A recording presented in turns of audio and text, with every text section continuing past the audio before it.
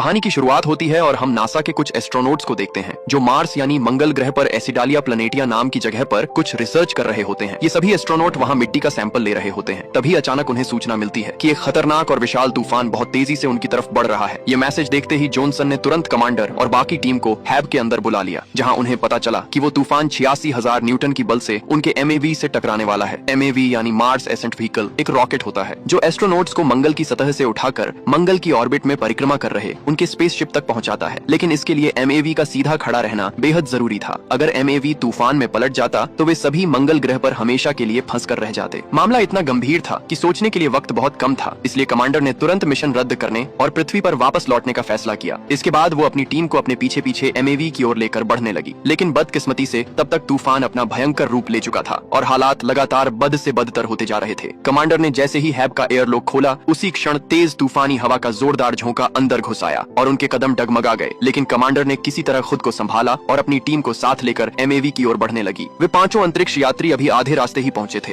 कि तभी मार्क वोटनी नाम के एक एस्ट्रोनॉट से उनके हैब का टूटा हुआ एंटीना आकर जोर से टकरा गया, जिससे मार्क किसी तिनके की तरह हवा में उड़ता हुआ उस भयंकर तूफान में कहीं गुम हो गया। इतने में ही मार्टिनेज को अपने कंप्यूटर पर मार्क के स्पेस शूट से ऑक्सीजन लीक होने का सिग्नल मिला, जिसे देखकर मार्क के साथियों में खलबली मच गई। अगर मार्क के स्पेस सूट की सारी ऑक्सीजन बाहर निकल गई तो वो कुछ ही सेकंड में मारा जाएगा। ये जानने के बाद कमांडर और उसकी टीम अपनी पूरी जान लगाकर मार्क को ढूंढने में जुट गए। लेकिन उस भयंकर तूफान में एक दूसरे को देख पाना भी लगभग नामुमकिन था। वे सिर्फ सिग्नल की मदद से ही एक दूसरे से जुड़े हुए थे और मार्क से तो उनका संपर्क पूरी तरह टूट चुका था। आखिरकार वे मार्क को ढूंढने में नाकाम रहे। उधर दूसरी ओर MAV लगातार झुकता जा रहा था। कुछ पल के लिए कमांडर सन्न रह गई, लेकिन वो जानती थी कि एक के लिए बाकियों की जान दांव पर नहीं लगाई जा सकती। इसलिए बेक ने ये मान लिया कि बिना ऑक्सीजन के मार्क अब तक इस दुनिया से जा चुका होगा। ये सुनकर कमांडर भी आंखों में आंसू लिए MAV पर लौट आई। इससे पहले कि MAV पूरी तरह पलट जाता, कमांडर ने उसे लॉन्च करने का आदेश दे दिया और वे सभी अपने दिल में मार्क की मौत का बोझ लिए पृथ्वी की ओर रवाना हो गए। लेकिन अगली सुबह जब मंगल ग्रह पर आया भयानक तूफान शांत हो जाता है, तब पता चलता है कि मार्क वोटनी अभी भी जिंदा है। उस एंटीना का तार उसके सूट को चीरते हुए उसके शरीर के अंदर घुस गया था, लेकिन खून और उस तार ने मिलकर उसके सूट का प्रेशर स्थिर रखा और ऑक्सीजन को लीक होने से बचा लिया, जिसकी वजह से उसकी जान बच गई। जब उसकी आंख खुलती है तो वो खुद को हैब से बहुत दूर बिल्कुल अकेला पाता है। वो समझ गया था कि बाकी सभी तूफान से बचने के लिए यहाँ से कल रात ही निकल गए होंगे। मार्क ने उस रोड को निकालने की बेवकूफी नहीं की, बल्कि उसे एंटीना डिश से अलग कर दिया और दर्द सहते हुए किसी तरह हैब तक पहुंच गया। हैब के अंदर हवा का दबाव सामान्य था। मार्क ने तुरंत अपना स्पेस सूट उतार कर फेंक दिया और एक झटके में उस रोड को अपने पेट से खींचकर बाहर निकाल दिया। उसकी दर्दनाक चीख पूरे हैब में गूंज उठी, लेकिन एंटीना का एक छोटा टुकड़ा अब भी उसके पेट में फंसा हुआ था। मार्क ने फर्स्ट एड किट की मदद से किसी तरह उस टुकड़े को भी बाहर निकाला और स्टेपलर से अपने जख्म पर टांके लगा लिए।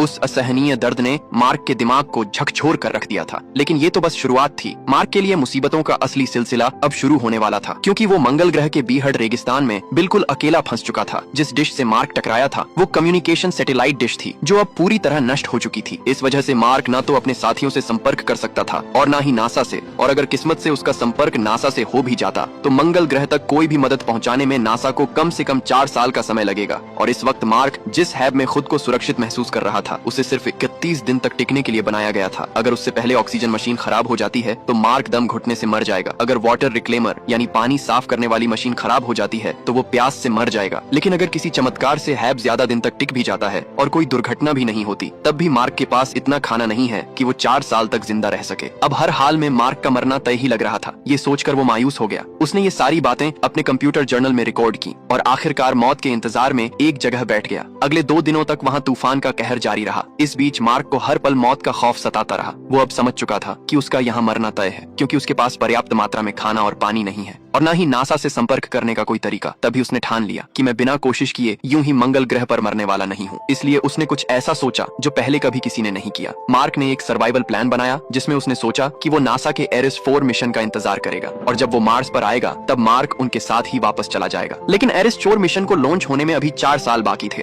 और इतने दिन तक जिंदा रहने के उसे खाना चाहिए। इसीलिए अपने पास मौजूद खाने की लिस्ट तैयार करने लगा। मार्क और उसके साथियों का खाना मिलाकर उसके पास केवल इतना ही खाना बचा था जिसे वो लगभग 1 साल तक ही चला सकता था, पर उसे तो 4 साल तक सरवाइव करना था। ये देखकर मार्क को कुछ समझ में नहीं आ रहा था कि अब करें तो करें क्या। तभी उसकी नजर आलू पर जाती है और उसके दिमाग में एक आइडिया आता है। इसीलिए वो एक बड़ा फैसला लेता है कि वो मंगल ग्रह की इस बंजर जमीन पर खेती शुरू करेगा। उसके पास कुछ आलू उपलब्ध होते हैं और वो इन्हीं आलू को उगाने का प्लान बनाता है। लेकिन मिट्टी को उपजाऊ और फर्टाइल बनाने के लिए उसे ढेर सारे पानी की जरूरत पड़ने वाली है और मंगल ग्रह पर तो पानी का नामो निशान तक नहीं है। मार्क एक प्रोफेशनल बोटनिस्ट है है, इसीलिए उसे अच्छी तरह पता है कि फसल को उगाने के लिए किन किन चीजों की आवश्यकता पड़ती है। वो अब मंगल पर खेती शुरू करने की पूरी तैयारी में जुट जाता है। वोटनी पहले एक जगह पर ढेर सारी मिट्टी इकट्ठी करता है और उसने उस जगह को खेत जैसी जमीन में बदल दिया। उस जमीन को उपजाऊ बनाने के लिए मार्क ह्यूमन वेस्ट यानी एस्ट्रोनॉट्स का मल ले आया, जिसकी बदबू बेहद खतरनाक थी, लेकिन मार्क ने उसे भी सहते हुए उससे खाद तैयार कर ली। फिर उसने आलुओं को 2 टुकड़ों में बांटा और उन्हें खाद के साथ जमीन में बो दिया ताकि वे उग सकें। लेकिन अब उसे पानी तैयार करना था। अच्छी बात ये थी कि मार्क को पता था पानी कैसे बनाया जा सकता है। हाइड्रोजन और ऑक्सीजन को मिलाकर जलाने से पानी बनता है और इस काम को करने के लिए वोटनी के पास जरूरी सारे साधन मौजूद थे। जब वो पहली बार हाइड्रोजन में ऑक्सीजन मिलाता है तो एक जबरदस्त विस्फोट हो जाता है, क्योंकि वो कमरे में मौजूद ऑक्सीजन की मात्रा को कैलकुलेट नहीं करता जो उसकी सांसों से लगातार निकलती रहती है। लेकिन अगली बार वो हाइड्रोजन और ऑक्सीजन को सही अनुपात में मिलाकर जलाने में सफल हो जाता है और अब वहाँ पानी बनना शुरू हो जाता है। दरअसल इस प्रक्रिया से वाष्पीकरण होता है, जिससे वहाँ पर पानी की छोटी छोटी बूंदें बनने लगती हैं और उसकी मिट्टी को जितने पानी की जरूरत होती है वहाँ पर पानी तैयार हो जाता है और कुछ दिनों के बाद वहाँ पर पहला पौधा अंकुरित होता है, जिसे देखकर मार्क को बहुत ज्यादा खुशी मिलती है। वहीं दूसरी तरफ पृथ्वी पर नासा ने मीडिया को ये बता दिया कि मार्क वोटनी अब इस दुनिया में नहीं रहे। पूरी दुनिया में ये खबर आग की तरह फैल गई और उसका अंतिम संस्कार भी कर दिया गया। इसके बाद अगले दिन विंसेंट को दिखाया जाता है, जो नासा के कार्यालय पहुंचकर नासा के डायरेक्टर से सैटेलाइट को मिशन एरिस 3 की तरफ मोड़ने को कहते हैं। लेकिन डायरेक्टर टेडी उन्हें ऐसा करने से मना कर देते हैं, क्योंकि अगर उन्होंने ऐसा किया तो मार्क वोटनी की लाश पूरी दुनिया के सामने दिखाई पड़ सकती थी। इससे नासा की इमेज खराब हो सकती थी और आने वाले मिशनों के लिए फंड जुटाने में भी मुश्किलें आ सकती थी। लेकिन विंसेंट हार मानने वाले नहीं थे। उन्होंने एरिस 3 मिशन एरिया के कोऑर्डिनेट्स यानी मिंडी पार्क को भेजा। मिंडी एक सैटेलाइट एक्सपर्ट है। जब सैटेलाइट कैमरा उनके बताए कोऑर्डिनेट्स की तरफ किया तो मिंडी हैरान रह गई। वो देखती है कि वहाँ पर उनके जो इक्विपमेंट थे वे एक जगह से दूसरी जगह शिफ्ट किए गए हैं, साथ ही रोवर भी अपनी जगह से हटा दिया गया था। ये देखकर उसे यकीन हो जाता है कि मार्क अभी भी जिंदा है। वो तुरंत मार्स प्रोग्राम के हेड विंसेंट को बुलाती है और पूरी हालत बताती है। विंसेंट ये जानकारी नासा के डायरेक्टर टेडी सैंडर्स को भी बता देते हैं। डायरेक्टर इसे ये कहकर टालने की कोशिश करते हैं कि शायद तूफान की वजह से ऐसा हुआ होगा, लेकिन विंसेंट उसे बताता है कि सोलर पैनल्स को भी साफ किया गया है। इसे देखकर डायरेक्टर को भी यकीन हो जाता है कि मार्क मरा नहीं है और अभी जिंदा है। ये खबर उन्हें उलझन में डाल देती है, क्योंकि मार्क की मौत की खबर पूरी दुनिया में फैल चुकी है और उसका अंतिम संस्कार भी हो चुका है। अब नासा किस मुंह से मीडिया के सामने ये कहेगा कि मार्क वोटनी अभी भी जिंदा है? तब वे सभी लोग ये फैसला करते हैं कि इस खबर को मीडिया को बता देंगे, लेकिन हरमीस में पृथ्वी पर आ रहे बाकी क्रू को इसकी जानकारी नहीं दी जाएगी, ताकि ये सुनकर उन्हें दुख ना हो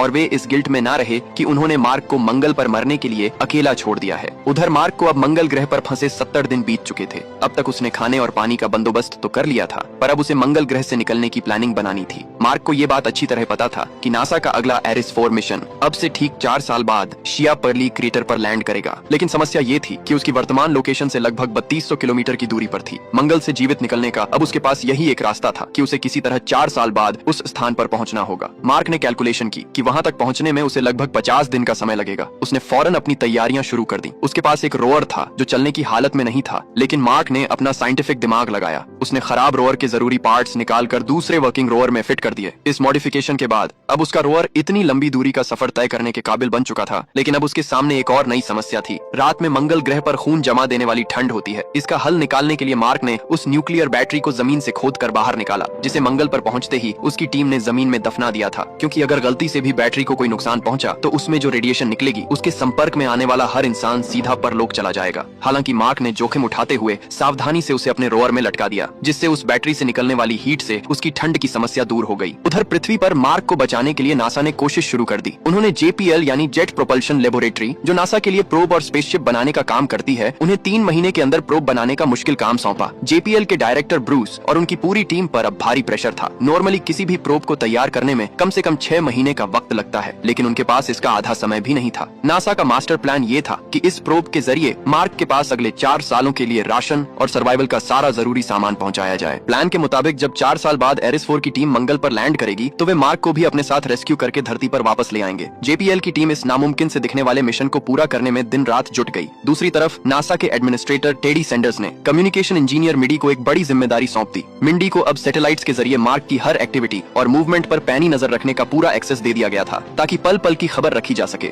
उधर दूसरी ओर मार्क की मेहनत रंग लाई और उसके बोए हुए आलुओं की फसल अब पूरी तरह तैयार हो चुकी थी। लहराती फसल को देखकर मार्क का चेहरा भी खुशी से खिल उठा, क्योंकि पैदावार उसकी उम्मीद से कहीं ज्यादा बेहतर हुई थी। मार्क ने लगभग 400 बढ़िया आलू तैयार किए उसने अपनी सूझबूझ से बड़े आलुओं को खाने के लिए अलग रख लिया और छोटे आलुओं को उसने दोबारा उगने के लिए फिर से मिट्टी में डाल दिया। इस स्मार्ट प्लानिंग की बदौलत मार्क ने मंगल जैसे बंजर ग्रह पर अपने खाने का एक परमानेंट इंतजाम कर लिया था। अब उसे भूख से मरने का डर नहीं था, लेकिन मार्क अच्छी तरह जानता था कि जब तक वो नासा से सीधे बातचीत का कोई जरिया नहीं ढूंढ लेता तब तक उसकी सारी कोशिशें बेकार जा सकती हैं। हालांकि मंगल जैसे वीरान ग्रह पर यह करना मार्क के लिए बहुत ही मुश्किल था, लेकिन उसने हार नहीं मानी और आखिरकार उसे एक रास्ता मिल ही गया। मार्क बिना वक्त बर्बाद किए अपने रोवर में बैठकर एक अनजान सफर पर निकल जाता है। पृथ्वी पर सैटेलाइट के जरिए उसकी हर हरकत पर नजर रख रहे मिडी और विंसेंट ये देखकर पूरी तरह कंफ्यूजन में पड़ गए। उन्हें समझ नहीं आ रहा था कि मार्क अपनी सुरक्षित जगह को छोड़कर आखिर जा कहां रहा है और उसके दिमाग में क्या चल रहा है। मार्क पिछले 13 दिनों से लगातार एक अनजान दिशा में बढ़े जा रहा था, जिससे नासा की टीम पूरी तरह उलझन में थी। किसी को समझ नहीं आ रहा था